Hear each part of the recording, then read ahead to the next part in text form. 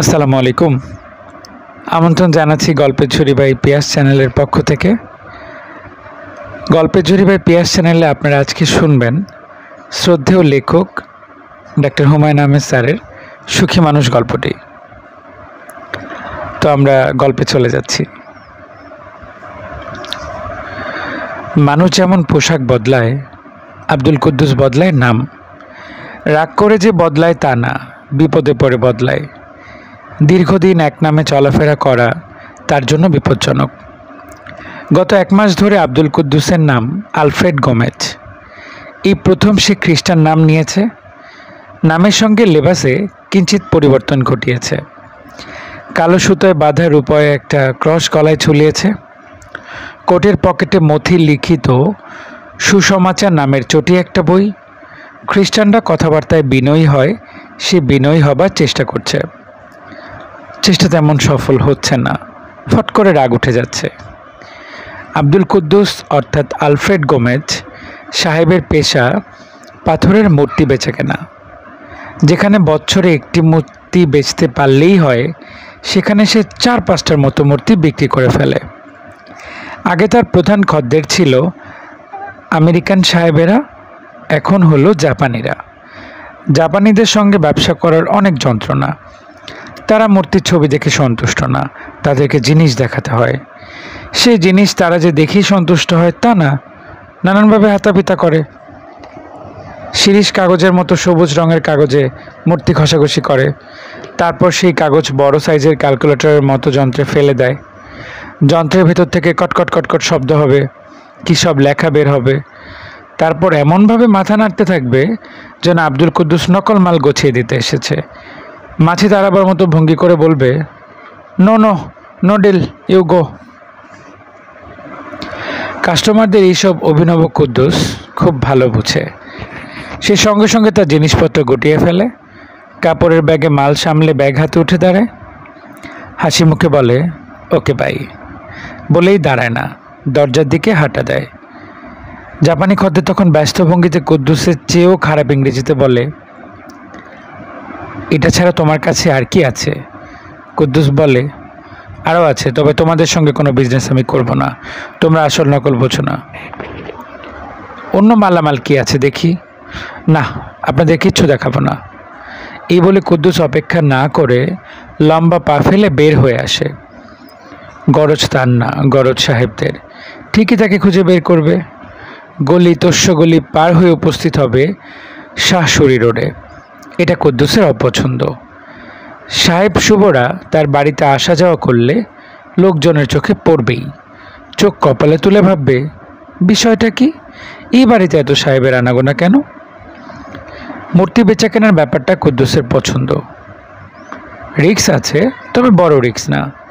বাংলাদেশের মানুষ মূর্তি নিয়ে মাথা ঘামায় না।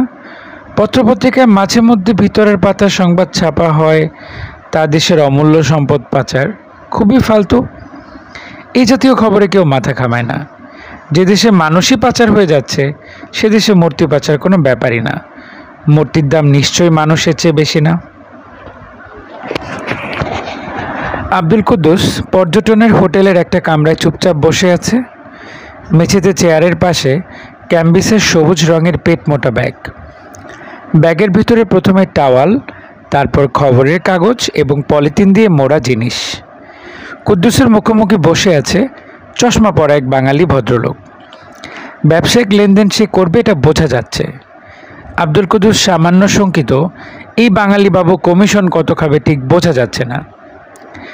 ইশারা ইঙ্গিতে যদি লোকটাকে বলা যেত যে কমিশন দেয়া হবে, তাহলে মোটামুটি নিশ্চিত থাকা যেত 10% কমিশন।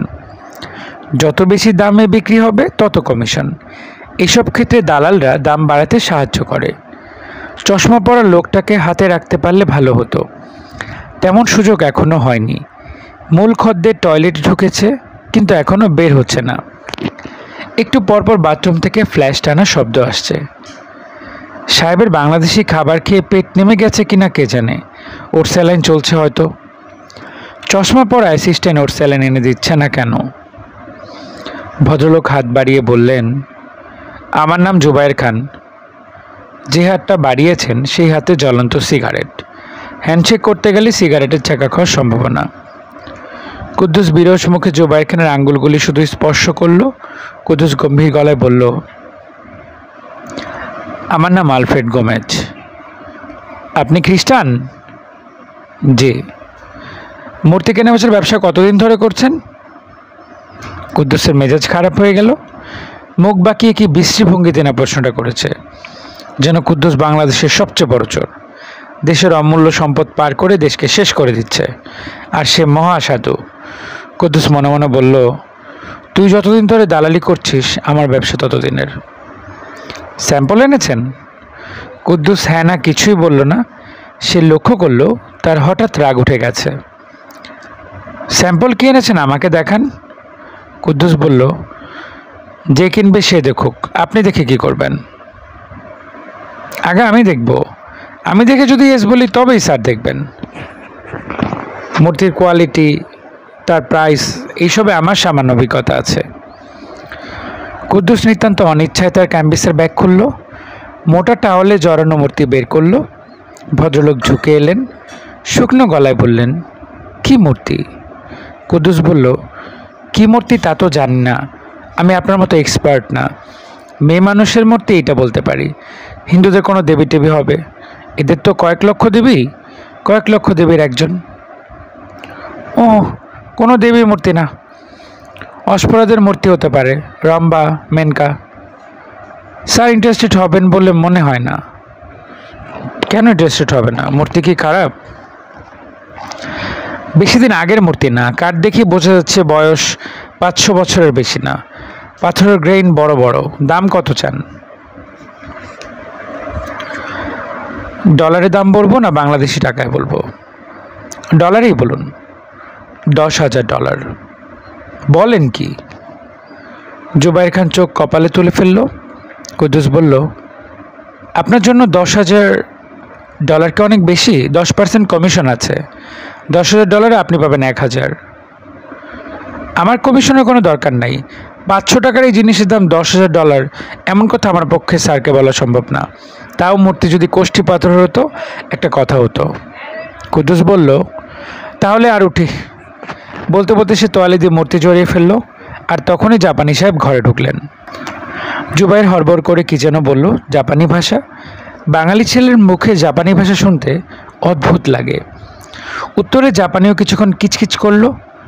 জুবায়ের কুদ্দুসের দিকে তাকিয়ে বলল, স্যার মূর্তি দেখতে চাচ্ছে। কুদ্দুস উদাস গলায় বলল, দেখে কি হবে? জুবায়ের বলল, দেখে কিছুই হবে না। স্যার যদি $1,000 এই মূর্তি কিনতে চায় আমি নিষেধ করব, তবু দেখতে চাচ্ছে দেখান। কুদ্দুস টাওয়াল ছড়ালো। সাহেব কাছে এগিয়ে এলেন, আবারও কিছুক্ষণ কিচকিচ করলেন। জুবায়ের বলল, স্যার বলেছেন মূর্তি দেখতে খারাপ না, তবে ঠোঁট ভাঙা। এই দেখেন নিচে ঠোঁটের একটা অংশ ভাঙা। কুদ্দুস দেখল আসলেই ভাঙা। পুরোনো আমলের এইসব জিনিসের মূল্য ভাঙা থাকলেই বাড়ে। তারপরেও খুঁত তো বটেই। কেনার সময় আরও দেখে শুনে কেনা উচিত ছিল। তবে ঠোঁট ভাঙার কারণে মূর্তিটা দেখতে খারাপ লাগছে না। কুদ্দুস এই মূর্তি আগে ভালো মতো দেখেনি, এই প্রথম দেখছে। যতই দেখছে ততই অবাক হচ্ছে। পাথরের মূর্তি বলে মনে হচ্ছে না, মনে হচ্ছে জীবন্ত কোনো মেয়ে, যে কোনো কারণে লজ্জা পেয়েছে বলে চোখের দৃষ্টি হঠাৎ নত হয়েছে। গাল হয়েছে ঈষৎ লাল, খুবই আনমনা মেয়ে। জুবায়ের বলল, স্যার দাম জানতে চাচ্ছেন? দাম তো বলেছি। সে তো কথার কথা, এখন ঠিক দাম বলেন, ক্যাশ পেমেন্ট হবে। জাপানের অল্প কথার মানুষ, $1,000 অনেক বেশি হয়ে যায়। তারপর আপনি কষ্ট করে এসেছেন, স্যারকে $1,000 বলে দেখি, রাজি হবে বলে মনে হয় না। কুদ্দুস মূর্তি তার ব্যাগে ভরে ফেললো। ব্যাগ কাঁধে নিতে দিতে বলল, যা বলেছি বলেছি। আপনার স্যার যেমন এক কথার মানুষ, আমিও সেরকম এক কথার মানুষ। আরে ভাই, আপনি কি ফিক্সড প্রাইসে সব খুলেছেন নাকি? জি, ফিক্সড প্রাইস। সাহেব আবারও কিচকিচ করা শুরু করেছে। তার কিচকিচানির মধ্যে এক ধরনের উত্তেজনা দেখা যাচ্ছে। একবার মনে হলো জাপানি ভাষায় জুবায়েরকে ধমকও দিলেন। তারপর কুদ্দুসের দিকে তাকে ইংরেজিতে বললেন, সিট ডাউন। কুদ্দুস বসলো। মনে হচ্ছে বাণিজ্য হবে। পুরোনো আমলের জিনিস একবার কারো মনে ধরে গেলে বিপদ আছে। একবার মনে ধরা মানে বড়শিতে গেঁথে যাওয়া।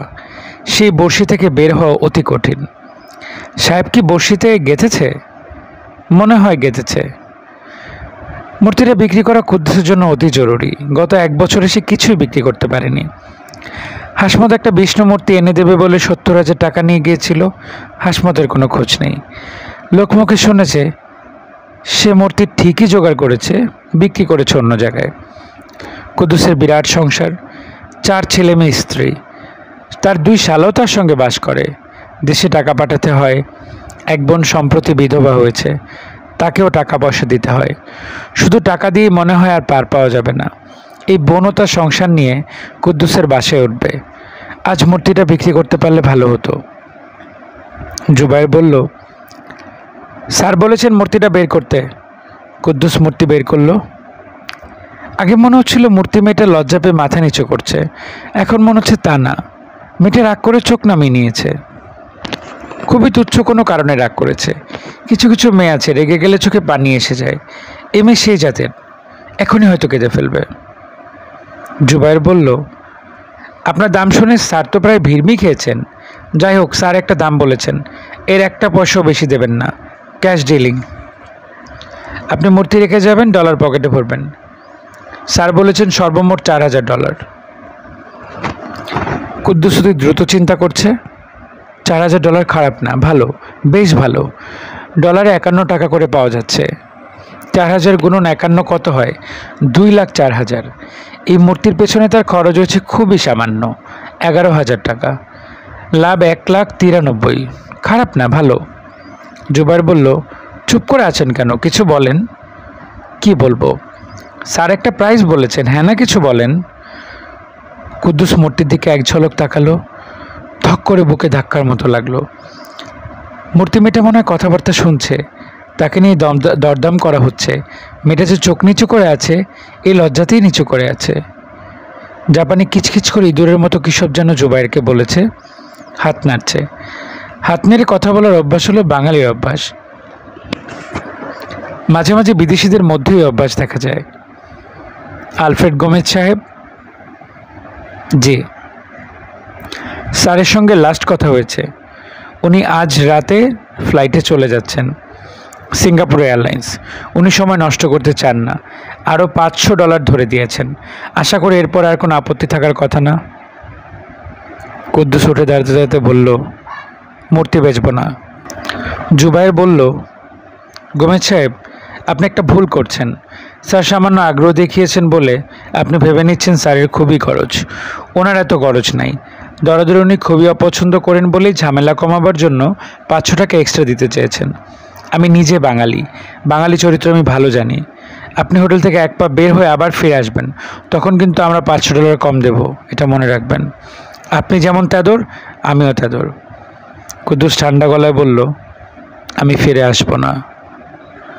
হোটেলের বাইরে কুদ্দুসের পোষা বেবি ট্যাক্সি। বিজনেসে বেরোলে কুদ্দুস সবসময় সারাদিনের জন্য একটা বেবি ট্যাক্সি নিয়ে নেয়। সকাল থেকে সন্ধ্যা পর্যন্ত ঘুরবে 500 টাকা। সন্ধ্যার পর কুদ্দুস হলো ফ্যামিলি ম্যান। 2 ছেলে মেয়েকে পড়ায়, রাতে খাওয়া দাওয়ার পরে স্ত্রীকে সঙ্গে নিয়ে ছবি দেখে। অনেকগুলি চ্যানেল হয়েছে, তাই একটু সুবিধাই হয়েছে। বোতাম টিপলে কোনো না কোনো ছবি পাওয়া যাবেই। খুবই সস্তা ধরনের ছবি, তবু বিনা পয়সা দেখা যাচ্ছে, খারাপ কি? মাগনা সব জিনিসই ভালো। মাগনা আমার ভাগনা, ভাগ্নের সবই ভালো। বেবি ট্যাক্সিতে ওঠার সময় কুদ্দুস দেখল জুবায়ের সাহেব হোটেলের সিঁড়িতে চলে এসেছেন। তার মুখ অসম্ভব বিরক্ত। তিনি হাতের ইশারায় কুদ্দুসকে ডাকলেন। বেবি ট্যাক্সিওয়ালা বলল, স্যার আপনারে ডাকে। কুদ্দুস উদাস গলায় বলল, ডাকুক, তুমি চালাও। আজকের বাণিজ্যটা হয়নি। আশ্চর্যের ব্যাপার, কুদ্দুসে তার জন্য মোটেও খারাপ লাগছে না। অবস্থা যা দাঁড়িয়েছে তাতে তো মনে হচ্ছিল মূর্তিটা হাতছাড়াই হয়ে যাবে। 10,000 রাজি হয়ে গেলে কুদ্দুসের হ্যাঁ বলা ছাড়া উপায় ছিল না। তেমন টাকা পেলে মানুষ তার স্ত্রী পুত্র বেচে দেয়, আর এ তো সামান্য মূর্তি। সন্ধ্যা অনেকক্ষণ হলো মিলিয়েছে। কুদ্দুস তার বাসার বারান্দায় বসে আছে। এই জায়গাটা তার অতি প্রিয়, যদিও প্রিয় হবার মতো কিছু নেই। ফ্ল্যাট বাড়ির বারান্দাগুলি যেমন হয়, এক চিলতে জায়গা। একটা চেয়ার বসালে মানুষ হাঁটার জায়গা থাকে না। তার চেয়েও ভয়াবহ কথা হলো, বারান্দা থেকে আকাশ দেখা যায় না, পাশের ফ্ল্যাটের দেয়াল দেখা যায়। কুদ্দুসের নিজের কিছু ট্যাঙ্ক বারান্দায় রাখা, বালিশ একটা পাটি পাতা আছে। চিকের পর্দা টেনে বারান্দায় শুয়ে আরামে ঘুম দেয়া যায়। ছেলেমেয়েদের চিৎকার হইচই কিছুই কানে আসে না।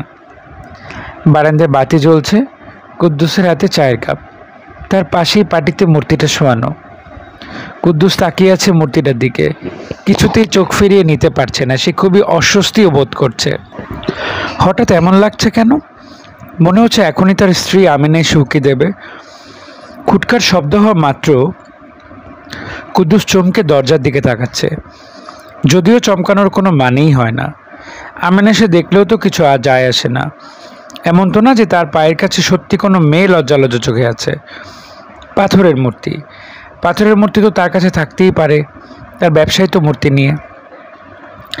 তারপর এমন অস্বস্তি লাগছে কেন? মূর্তিটা বারবার হাত দিয়ে ছুঁতে ইচ্ছে করছে। পাথরের মূর্তি হাত দিয়ে ছুঁয়ে দেখা কোনো ব্যাপার না। তাছাড়া মূর্তির গায়ে ধুলাবালি আছে, ধুলাবালি পরিষ্কার করার জন্য গায়ে হাত দেওয়া যায়। কুদ্দুসের হাতে চায়ের কাপ নামে মূর্তিটা কোলে নিল। পরিষ্কার করতে হবে। আর তখনই বারান্দার দরজার দিকে আমিনা আসছে এমন শব্দ পাওয়া গেল। কুদ্দুস অতি দ্রুত টাওয়াল দিয়ে মূর্তিটা ঢেকে ফেলল। আশ্চর্যের ব্যাপার, তার কপালে সামান্য ঘামও জমে গেল। কি করছো? চা খাচ্ছি, আবার কি করব? তোমার কোলে কি? কুদ্দুস বিরক্ত গলায় বলল, কিছু না। মেয়েদের অতিরিক্ত কৌতূহল তার কাছে অসহ্য লাগে। তার কোলে কি তা দিয়ে আমিনার দরকার কি? সে তো মেয়ে মানুষ কোলে নিয়ে বসে নেই। এ জাতীয় বদচিন্তা সে কখনো করেও না। পুরুষ মানুষের অনেক বদ অভ্যাস থাকে, আজে বাজে জায়গায় যাওয়া, লাল পানি খাওয়া। তার কোনোটাই কুদ্দুসের নেই। তারপরেও এত সন্দেহ? কেমন চোখ সরু করে বলছে তোমার কোলে কি, আবার চলেও যাচ্ছে না, দরজা ধরে দাঁড়িয়ে আছে। তোমার কাছে কে যেন এসেছে। আসছি, একটা শার্ট এনে দাও। আমিনা শার্ট আনতে গেল। এই ফাঁকে অতি দ্রুত কুদ্দুস মূর্তি সামলে ফেলল। টাওয়াল দিয়ে ঢেকে ব্যাগের ভিতরে পাচার। ভালো একটা তালা আজই কিনতে হবে, ব্যাগে তালা দিয়ে রাখতে হবে। মূর্তি নিয়ে কুদ্দুস যখন বের হয় তখন ব্যাগে তালা থাকে না। তালা মানেই সন্দেহ, কিন্তু এখন মনে হচ্ছে তালা লাগবে। বসার ঘরে শুকনো মুখে জুবায়ের খান বসে আছে, হাতে জ্বলন্ত সিগারেট। এই গরমেও স্যুট পরে এসেছে। কুদ্দুসকে ঢুকতে দেখে সে উঠে দাঁড়ালো না, নড়ে চড়ে বসলো। কুদ্দুস বলল, আপনি বাসা চিনলেন কিভাবে? ঠিকানা কোথায় পেয়েছেন? জুবায়ের খান বিরক্ত গলায় বলল, জোগাড় করেছি। কীভাবে জোগাড় করেছি সেই লম্বা স্টোরি বলার সময় নেই। আমি আপনার টাকা নিয়ে এসেছি, মূর্তিটা প্যাক করে দেন। কি মূর্তি? কি মূর্তি মানে? আজ সকালে যেটা নিয়ে হোটেলে গিয়েছিলেন। ও আচ্ছা, যা চেয়েছেন তাই নিয়ে এসেছি, 10,000। ট্রাভেলার্স চেক পেমেন্ট হবে, অসুবিধা নেই তো? জি না, অসুবিধা নেই। বসে আছেন কেন? যান, মাল নিয়ে আসুন। আমার হাতে সময় নেই স্যার, রাতের ফ্লাইট। চা খাবেন? না, চা খাবো না, এক গ্লাস পানি খেতে পারি। ফুটন্ত পানি আছে তো? আছে, ফুটন্ত পানি আছে। যান, ঠান্ডা গ্লাস পানি নিয়ে আসুন আর মূর্তিটা আনুন। কুদ্দুস ঘরে ঢুকলো, পানি নিয়ে ফেরত এলো। পানির গ্লাস টেবিলে রাখতে রাখতে বলল, ছোট্ট একটা সমস্যা হয়েছে ভাই, মূর্তিটা আমার সঙ্গে নেই। সঙ্গে নেই মানে? এসব জিনিস তো সাথে নিয়ে ঘুরি না, সবসময় সামলে রাখতে হয়। যেখানে সামলে রেখেছেন সেখান থেকে নিয়ে আসুন। চলুন, আমি সঙ্গে যাচ্ছি, আমার সঙ্গে গাড়ি আছে, কোনো অসুবিধা নেই। মূর্তি চলে গেছে রাজশাহী। রাজশাহী চলে গেছে মানে কি? আমার পার্টনার সকালবেলা নিয়ে চলে গেছে, ইন্ডিয়াতে পাচার হবে। দেবদেবীর দেশ তো, ওদের এসব জিনিসের আলগা কদর। পূজার ঘরে রেখে পূজা টুজা করে। গোমেদ সাহেব? জি। আপনি ঠিক করে বলুন তো, আপনি কি মোচড় দিয়ে জিনিসের দাম বাড়াতে চাচ্ছেন? সত্যি করে বলুন, আমি না হয় স্যারের সঙ্গে মোবাইল টেলিফোন করে আরও কিছু দেব। সত্যি কথা বলছি, ক্রস ছুঁয়ে বলছি। কোনো খ্রিস্টান ক্রস ছুঁয়ে মিথ্যা কথা বলতে পারে না। কুদ্দুস হলো বালিশ ঘুম টাইপ মানুষ। বালিশে মাথা ছোঁয়ানো মানেই ঘুম। আজ রাতে কী যেন হয়েছে, কুদ্দুস বিছানায় গড়াগড়ি করছে, ঘুম আসছে না। ফ্যানের বাতাসে গরম লাগছে, বিছানা থেকেও মনে হয় গরম ভাব আসছে। একটু পরপর পানির তৃষ্ণা হচ্ছে। যতবার সে পানি খেতে উঠছে ততবারই ঘুম ঘুম গলা আমেনা বলছে, কে? আমেনার খুবই সজাগ ঘুম। সামান্য কাশির শব্দেও সে লাফ দিয়ে বিছানায় উঠে বসে বলবে, কে কাশে? আমেনার ঘুম একটু যদি গাঢ় হয় তাহলে সে বারান্দায় চলে যেত। ক্যাম্বিসের ব্যাগ থেকে মেয়েটাকে বের করত। মেয়েটাকে খুবই দেখতে ইচ্ছে করছে, কুদ্দুসের কাছে খুব খারাপও লাগছে। সে দিব্যি ফ্যানের নিচে আরামে বিছানায় শুয়ে আছে, অথচ আরেকজন। শেষ রাতে মানুষের ঘুম গাঢ় হয়, আমিনারও নিশ্চয়ই গাঢ় ঘুম হবে। তখন বারান্দায় চলে গেলেই হবে। মেয়েটাকে খুবই দেখতে ইচ্ছে করছে। কুদ্দুস বিছানায় এপাশ ওপাশ করতে করতে শেষ রাতের জন্য অপেক্ষা করতে লাগলো। 5 বছর পরের কথা। আব্দুল কুদ্দুস আবারও নাম পাল্টেছে। এখন তার নাম মুন্সি হাবিবুল্লাহ। নামের সঙ্গে চেহারা এবং পোশাক পরিবর্তন করতে হয়, সেটাও করা হয়েছে। দাড়ি রেখেছে, মাথায় নেপালিদের মতো রঙিন টুপি, গায়ে ফতো এবং পাঞ্জাবির মাঝামাঝি জাতীয় একটা পোশাক। মূর্তির ব্যবসাতেই সে আছে, বেশ চড়ে সরেই আছে। ব্যবসা এখন বেড়েছে, এখন ইন্ডিয়া থেকেও মাল আসে। তাকে সারা বছরই ব্যস্ত থাকতে হয়। আজ রাজশাহী, পরশু দিনাজপুর। কাজের সুবিধার জন্য একজন ফুল টাইম অ্যাসিস্ট্যান্ট রেখেছে। ইংরেজিতে MA পাস, চৌকস ছেলে, চোখে মুখে কথা বলে। বিদেশি ক্রেতাদের সঙ্গে যোগাযোগ সেই করে। এর মধ্যেই জাপানিদের সঙ্গে কথা বলার জন্য জাপানি ভাষা শেখার চেষ্টা করছে। হীরের টুকরা ছেলে, ঘরে বড় মেয়ে থাকলে জামাই করে রাখার মতো ছেলে। ক্যাশ টাকা আব্দুল কুদ্দুস কখনো হাতে থাকে না, তবে এবারে সে ক্যাশ টাকা আটকে ফেলেছে। জিগাতলায় 1000 স্কোয়ার ফিটের একটা ফ্ল্যাট কিনে ফেলেছে। ছেলে মেয়ে নিয়ে থাকার জন্য ফ্ল্যাটটা খুবই ছোট, সেজন্যই হয়তো আব্দুল কুদ্দুস একাই মাঝে মধ্যে এসে ফ্ল্যাটে থাকে। সুন্দর করে সাজানো ফ্ল্যাট, টিভি আছে, ফ্রিজ আছে, বসার ঘরে সোফা সেট, শোবার ঘরে ডবল খাট, ড্রেসিং টেবিল, মেঝেতে কার্পেট, বারান্দায় বেতের দুলনি চেয়ার। আব্দুল কুদ্দুস তার ফ্ল্যাটে কখনো দিনে দুপুরে আসে না। রাত 8টা 9টা মাঝে মাঝে তার পরে উপস্থিত হয়। মাথায় চাদর দিয়ে রাখে বলে তার মুখও পরিষ্কার দেখা যায় না। ফ্ল্যাটের লিফট এখনও চালু হয়নি বলে তাকে হেঁটে হেঁটে সিঁড়ি ভেঙে 7 তলায় উঠতে হয়। এই সময় তার খুব চেষ্টা থাকে কেউ যেন তাকে দেখে না ফেলে, যেন নিজের ফ্ল্যাট বাড়িতে থাকাটা ভয়ঙ্কর নিষিদ্ধ ধরনের কোনো অন্যায়। চাবি খুলে ফ্ল্যাটে ঢুকে আব্দুল কুদ্দুসের মন ভালো হয়ে যায়। অনেক সময় নিয়ে নিজের ঘর ঝাড় দেয়, পালকে ঝাড়ান দিয়ে সোফার ধুলা ঝাড়ে, রান্নাঘরে ঢুকে চা বানিয়ে চা খায়। রাত আরও গভীর হলে শোবার ঘরে ঢুকে, তখন তার গা ছমছম করতে থাকে, অদ্ভুত রোমাঞ্চ হয়। বক্স খাটের ডয়ার থেকে কাঁপা কাঁপা হাতে সে তার ক্যাম্বিসের ব্যাগটা বের করে। এই সময় তার বুক ধকধক করতে থাকে, মনে হয় এই বুঝি সে মাথা ঘুরে পড়ে যাবে। মূর্তিটার দিকে তাকানোর পরেই একটা শান্তি শান্তি ভাব আসে। মনে হয় এই পৃথিবীতে তার চেয়ে সুখী মানুষ আর কেউ নেই। নির্জন ফ্ল্যাট বাড়িতে সে এবং তার অতি প্রিয়জন। সারা রাত সে যদি সেই প্রিয় মুখের দিকে তাকিয়ে থাকে তাহলে কারোরই কিছু বলার নেই। আব্দুল কুদ্দুস জানে তার ভয়ঙ্কর কোনো অসুখ করেছে। যত দিন যাচ্ছে অসুখটা ততই বাড়ছে। পৃথিবীর সব অসুখেরই কোনো না কোনো চিকিৎসা আছে। এই অসুখের নিশ্চয়ই আছে, কিন্তু সে চায় না এই অসুখের চিকিৎসা হোক, বরং সে উল্টোটা চায়। সে চায় তার অসুখটা আরও বাড়ুক, তাকে পুরোপুরি গ্রাস করে ফেলুক। মূর্তিটার জন্য আব্দুল কুদ্দুস আজ একটা উপহার নিয়ে এসেছে, পাথর বসানো গলার হার। সে খুব যত্ন করে হারটা মেয়েটাকে পরালো, তারপর ফিসফিস করে প্রায় জড়ানো গলায় বলল, জান শোনা গো, হারটা পছন্দ হয়েছে। এই কথাগুলি বলতে গিয়ে তার চোখে পানি এসে গেল। তার কাছে মনে হলো এই পৃথিবীতে সে সবচেয়ে সুখী মানুষ। শেষ হলো সুখী মানুষ গল্পটি। আগামী কোনো গল্প শোনার জন্য গল্পের ঝুরি বাই পিয়াস চ্যানেলের আমন্ত্রণ রইল। সবাই ভালো থাকবেন।